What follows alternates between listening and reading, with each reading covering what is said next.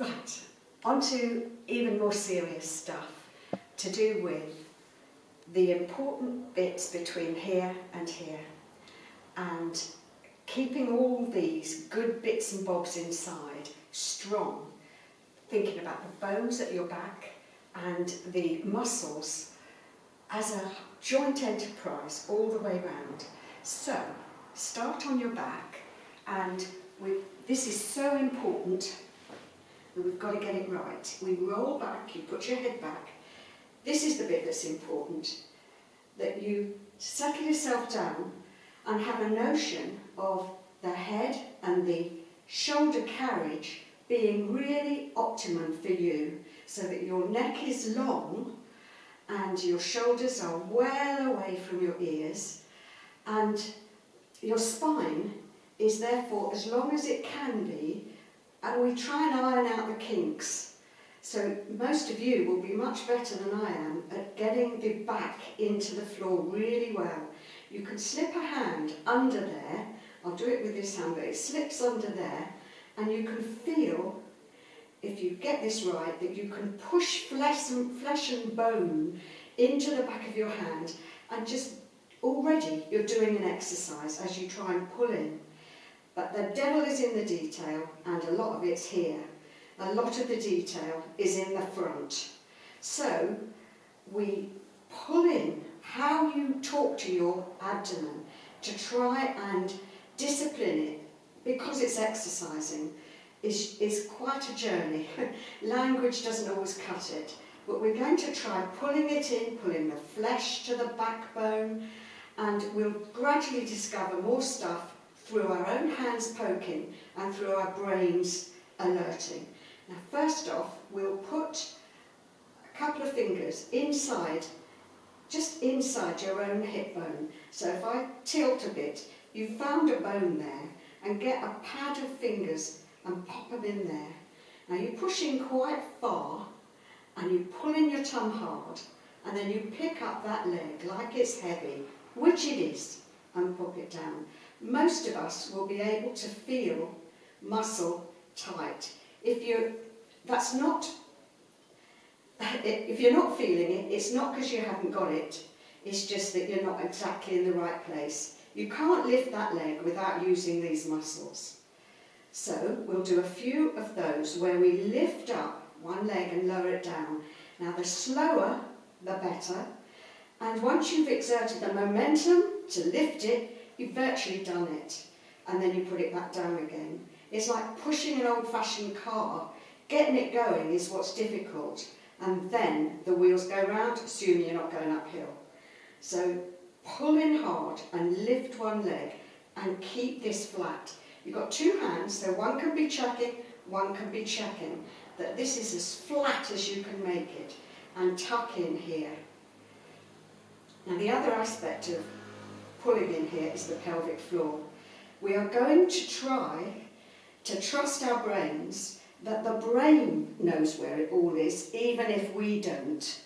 So think about it, those areas, back passage, front lot, make sure you've got an empty bladder, really empty, and because we're going to do major squadging in here. So pull it in and see if you can go to stop anything coming in or going out of the orifices you've got down there. This takes a lot of practice and a lot of thought. Not the best thing in a big class, but try and focus on you. You're the only thing that matters, and your body is the thing that matters. So try and go from the back and come forward and relax. Go from the back, come forward and relax. All sorts starts getting tightened up. And this is a long-term, all the time you're exercising kind of project. So we're going to push the back into the floor. You're going to be aware of your pelvic floor area. It isn't about the bum cheeks yet, but they're going to now squadge in. Black against yellows, always a good choice for demonstrating. Now I'm squeezing hard and I'm tilting hard. And I tilt as much as I can, and I know I'm doing it right because my thighs are tight. Then once I can't go anywhere else, I'm going to go up. But I'm not going to let this go out there. Then I squeeze everything and tilt all the way down. It's this paradox of poking up while you're coming down. And then once you're down in that extreme tilt, let go so reluctantly. I'm doing this with detail. So you stick it in, you go for the innards, you push through your feet, you tilt, tilt, tilt, up you go. Now once you're up there, there's all kinds of trimmings and fancy stuff. It's not bake-off, but these are the twirly bits where you can squeeze your buttocks together. But the real business, the sponge, is, without the variety, is pulling in here and trying to tighten up the pelvic floor. Once you've got up, exercise means going up and coming back down again. So you tilt, you squeeze, you clench, you lift, and then you come down, really tucking and relaxing and going there. And the slower, the more vicious you can be, the better. Now do a few more of those and get the swing of it. And I'm going to move on. While you're doing it, you can do at least 2 things at once. To be doing this little lift and really keeping all this still. The bones of your pelvis mustn't do any fidgeting. It's so much attention to detail as you're lifting a foot up, and as you swap in your mind, this leg's gone up, it's coming down, it's mostly on this side but it's going across, pop it down, and as you think, oh, I'm going to do the other side, muscles work and this one starts to think, I'm ready, up I go. So doing it carefully and slowly, pulling everything in, and then you need to relax. Now just slip in this thing of pulling in your tummy, pulling up your pelvic floor. You use your own hands to check you're not doming. There's flesh there, but it's the muscle underneath that's got to be pulled in.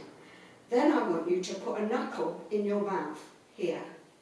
While you're pulled in, while you get tackling your pelvic floor, I want you to do this, really suck on a, it reminds me of a thick McDonald's milkshake. When they first came out, I don't touch them now, but you could hardly get it up the straw. So you suck your own finger and see if you get a response. If you do, superb.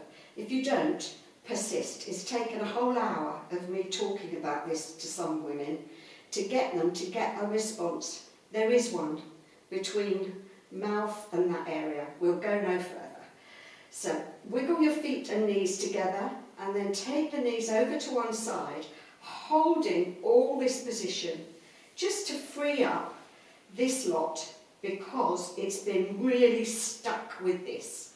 So its reward is to do something else and take your knees over. I'm keeping my arms out of the way so you can see. That's great. Now we'll just bring the arms up. They're heavy. And just like the legs make this bit work, the arms can make the top end work. So we'll just press the arms. We'll have to do this on another few minutes together. You push the arms up, and if you push them against the air, pulling in hard down there, and then relax.